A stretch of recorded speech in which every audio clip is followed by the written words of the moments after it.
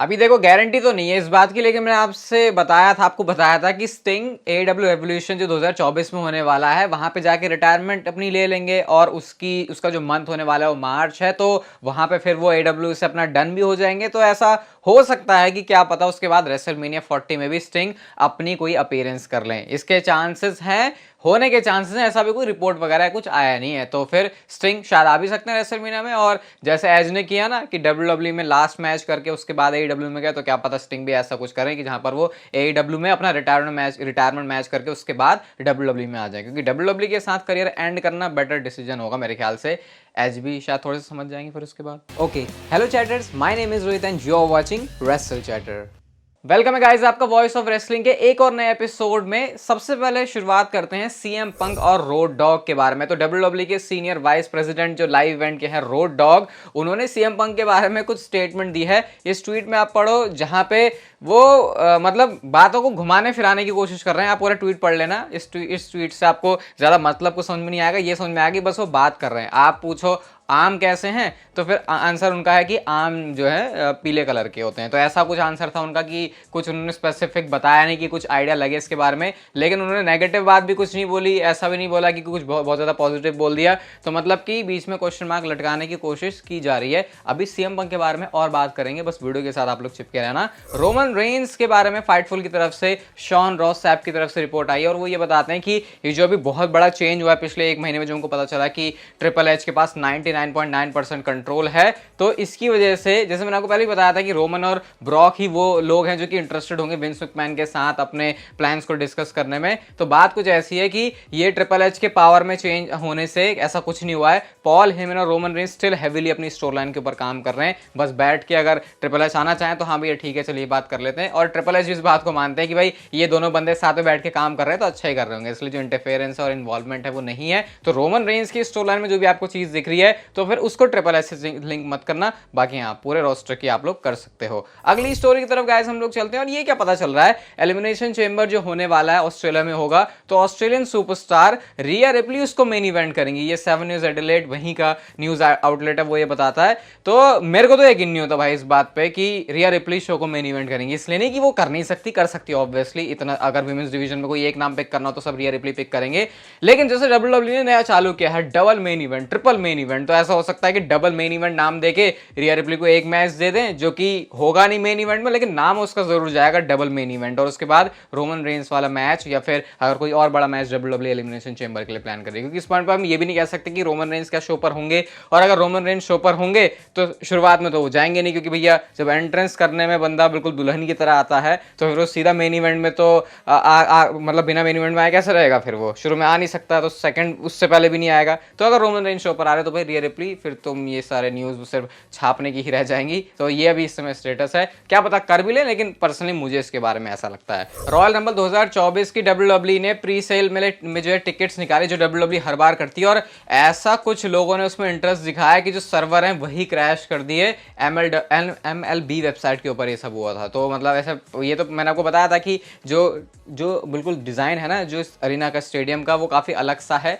थोड़ा थोड़ा इसको डब्ल्यूडब्ल्यू अरीना जैसे इसकी स्टेडियम वाली फील नहीं आ रही थी, और ऐसे स्टेडियम वाले शोज में डब्ल्यूडब्ल्यू के साथ होता ही है। लेकिन बहुत तगड़ा जो है बॉक्स ऑफिस के ऊपर अगर इसको देखा जाए तो रिएक्शन आया है, लोगों का इंटरेस्ट आया। और अभी प्री सेल में, अभी टिकट आई नहीं है। तो देखते हैं इस बार जो रॉयल रंबल होने वाली है उसमें कितने ज्यादा लोग आते हैं। जितने ज्यादा लोग आएंगे उतना ज्यादा मजा आएगा, क्योंकि अगर रिटर्न सरप्राइजेस होते हैं जो मैंने आपको कल वाली वीडियो में बताया था, तो फिर शो तो वैसे भी अपने आप में बहुत अच्छी वाइब देगा। Crown joule premium live event के बारे में बात करें तो गाइस मैंने आपको कहा था कि क्राउन जूल वाले सेम डे पर डब्ल्यूडब्ल्यू का यूएसए में एक सुपर शो होने वाला है, और वहां के लिए Gunther, Iyo Sky, Becky Lynch, Charlotte Flair, ये सारे जो नाम हैं उनको एडवर्टाइज किया जा रहा है। तो ये वो नाम है जो कि इस वाले शो का पार्ट नहीं होने वाले। मेरे बात नहीं उतर रही भाई ये गले से नीचे कि ऐसा कैसे हो सकता है कि Gunther intercontinental champion crown joule show में नहीं जा रहा। मतलब डब्ल्यूडब्ल्यू ये, अरे ऐसा समझो क्राउन जूल बहुत तगड़ा शो है, ठीक है, तो उसके सामने सुपर शो क्या ही चीज है। सुपर शो नहीं करवाते, तुम वहां जाके करवा देते। तो कोई कमिटमेंट है डब्ल्यूडब्ल्यू की, या फिर क्या है कि उनको ऐसी मजबूरी उठानी पड़ रही है। और क्राउन जूल के लोग कैसे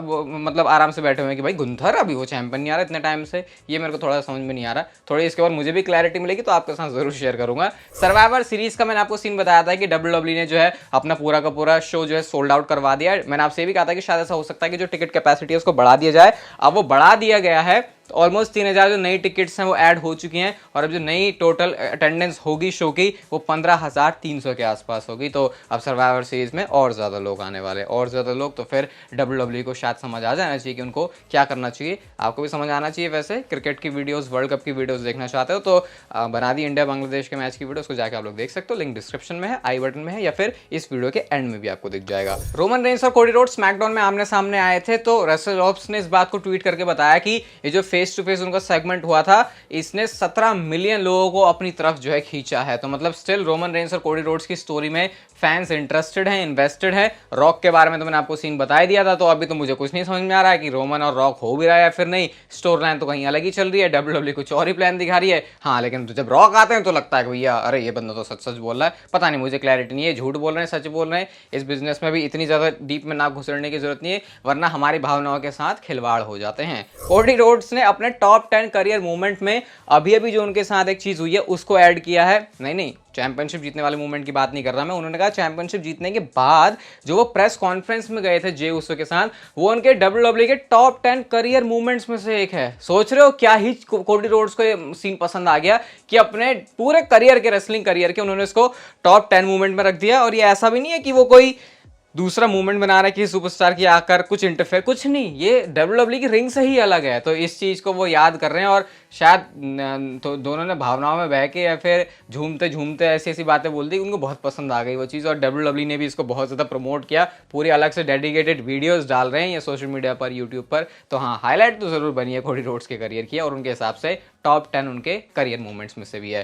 क्रिस जेरिको का स्टेटमेंट, और भैया मैं चाहूँगा कि आप लोग अपनी एक्सपर्ट राय इसमें ज़रूर रखना। उन्होंने कुछ बात करी है AEW और ये NXT का जो भी ये वॉर में गए थे, या फिर एक दूसरे के अगेंस्ट रेटिंग में भी वो हार गए। वो ये कहते हैं कि सबसे पहले तो उनको ये चीज़ परेशानी नहीं करती कि WWE रेटिंग में आगे गई उनसे, क्योंकि वो ये कहते हैं WWE ऑलरेडी इतना बड़ा शो है, तो वो हमसे इतना ज़्यादा आगे नहीं निकल पाए जितना ज़्यादा आगे वो जा सकते थे। और साथ में वो ये भी बताते हैं कि कैसे टोनी खान का एक सही डिसीजन था। वो ये कहते हैं जब ये सारी चीज़ हुई तो हम भी ऐसा कर सकते थे कि भाई हम स्नूप डॉग को बुला लें या फिर किसी और बड़े बड़े सेलिब्रिटीज़ को बुला लें, लेकिन हमने वो चीज़ नहीं करी, क्योंकि हम चाहते हैं हमारे लोग, हमारे सुपरस्टार, वो टैलेंट जो कि रोज रिंग में आते हैं, रोज लड़ते हैं, उन्हीं के साथ हमको ये चीज़ करनी चाहिए। और सामने आकर अगर WWE, Cody Rhodes, Johnson, Undertaker सबको लेके भी आ जा रही है तो वो सिर्फ एक बार के लिए है। सबको पता है कि उस सेकेंडरी शो में कोई नहीं आने वाला। इसकी वजह से बहुत ज़्यादा हेट मिली क्रिस जेरिको को कि भाई ये WWE के बारे में क्या बात बोल रहा है। वैसे देखा जाए तो टोनी खान का स्टेटमेंट तो गलत है कि अंडरटेकर और जॉन सीना